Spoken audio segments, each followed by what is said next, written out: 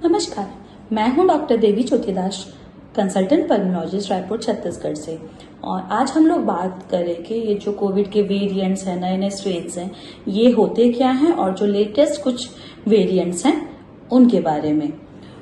तो variant actually होता क्या है, जो वायरस का जेनेटिक मटेरियल होता है, डीएनए या आरएनए, उसमें जब कुछ चेंजेस आ जाते हैं, परमानेंट चेंजेस आ जाते हैं, तो उसको वेरिएंट्स बोलते हैं। अब आता है कि स्ट्रेन क्या है। जिन वेरिएंट्स में उनके फिजिकल प्रॉपर्टीज में चेंजेस आ जाते हैं, जैसे कि उनके आकार में या उनके काम करने के तरीके में, तो उनको स्ट्रेन्स बोला जाता है। तो वेरिएंट्स और स्ट्रेन्स दो अलग अलग चीजें होते हैं। जिन वेरिएंट्स में फिजिकल प्रॉपर्टी में भी चेंजेस आ जाते हैं उनको स्ट्रेन्स बोला। कुछ म्यूटेशंस उनके लिए बेनिफिशियल होते हैं, जैसे कि शुरू में अल्फा बीटा के बाद जो डेल्टा वेरिएंट आया वो बहुत तेजी से स्प्रेड किया, तो वो उनके सर्वाइवल के लिए, वायरस के सर्वाइवल के लिए इम्पोर्टेंट था। कुछ म्यूटेशंस उनके लिए सही नहीं होते हैं और वो म्यूटेंट वायरसेस जल्दी ही खत्म हो जाते हैं और वो हमारे लिए इतना कंसर्न की बात नहीं होते हैं। अब चलिए बात करते हैं जो लेटेस्ट वेरिएंट है, म्यू वेरिएंट, जो कि हाल ही में WHO ने वेरिएंट ऑफ इंटरेस्ट के नाम पर उसको कोड किया है, उसके बारे में जानते हैं। सबसे पहले जानते हैं कि ये वेरिएंट ऑफ इंटरेस्ट क्या है, वेरिएंट ऑफ कंसर्न क्या है।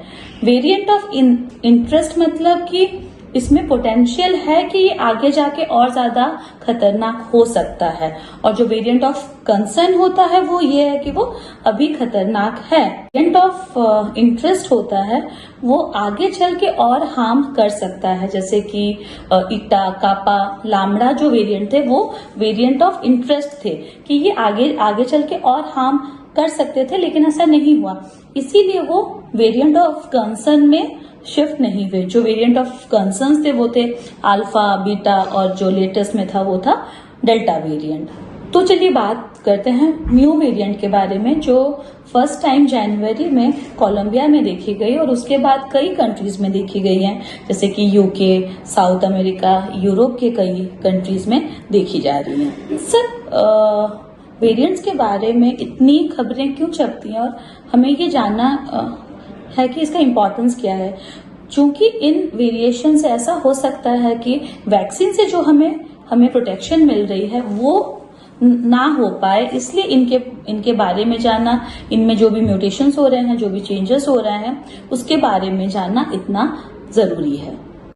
सिमिलरली और एक डेल्टा वेरिएंट का ही एक म्यूटेटेड स्ट्रेन है जो कि C.1.2 है, जो मई के महीने में देखा गया था साउथ अफ्रीका में, कॉन्गो में, और उसके बाद कई कंट्रीज में ये देखा गया है। न्यू वेरिएंट है C.1.2। इसका इम्पोर्टेंस ये है कि इसमें बाकी सारे वेरिएंट्स ऑफ कंसर्न्स जितने थे उनमें से सबसे ज्यादा म्यूटेशंस इसी में देखे गए हैं। तो ये हो सकता है कि जो हमारे वैक्सीन से जो हमें इम्यूनिटी या प्रोटेक्शन मिलती है उसको बहुत तेजी से इवेड कर पाए, मतलब उससे बच पाए और ये बहुत जल्दी ट्रांसमिट हो।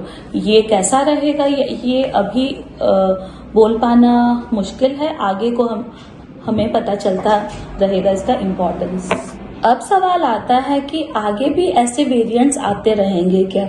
जी बिल्कुल, एकदम पॉसिबल है कि आगे भी म्यूटेशंस होते रहेंगे और नए नए वेरिएंट्स आते रहेंगे। जैसे कि इन्फ्लुएंजा वायरस को ही ले लें, उसमें हर साल चेंजेस आते हैं और न्यू स्ट्रेन्स आते हैं। तो इसी वजह से इन्फ्लुएंजा का जो वैक्सीन है वो हर साल लेना पड़ता है, क्योंकि वो चेंज्ड वायरस के हिसाब से नए वैक्सीन हर साल बनते हैं। हाँ, ये है कि अगर जो नए वेरिएंट्स आए, नए स्ट्रेन्स आए, वो अगर अभी के स्ट्रेन से कम शक्तिशाली हैं तो वो जल्दी खत्म हो जाएंगे, लेकिन अगर वो और ज्यादा उनमें स्प्रेड करने की कैपेसिटी हो या उनमें ज्यादा सीवियर डिजीज करने की कैपेसिटी हो तो इससे भी ज्यादा खतरनाक बन सकते हैं। नेक्स्ट सवाल ये आता है कि क्या इनके अगेंस्ट में वैक्सीन कारगर है या आगे को रहेगी। अभी तक की जो वैक्सीन है वो जो ओरिजिनल स्ट्रेन था उसके स्पाइक प्रोटीन्स के हिसाब से ही बनी है, लेकिन इसीलिए उसके अगेंस्ट में इम्यूनिटी, अभी के जो न्यू वेरिएंट्स है उनके अगेंस्ट में इम्यूनिटी हो सकता है कि थोड़ी कम हो।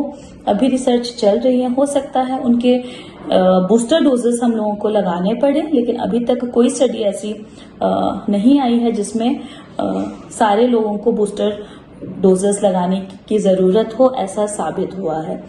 और एक अच्छी बात यह है कि कुछ वैक्सीन्स जो कि स्पेशली जो आरएनए वैक्सीन्स और डीएनए वैक्सीन्स हैं, अगर न्यू वेरिएंट्स भी आते हैं तो इनमें थोड़े से चेंजेस करके जल्द ही हम लोग नई वैक्सीन बना सकते हैं, ताकि जो नए वेरिएंट्स हैं, नए स्ट्रेन्स हैं, उनके अगेंस्ट में ये कारगर सिद्ध हों। तो इसीलिए इन वेरिएंट्स के बारे में जानना और समझना हम लोगों के लिए बहुत जरूरी है। Thank you.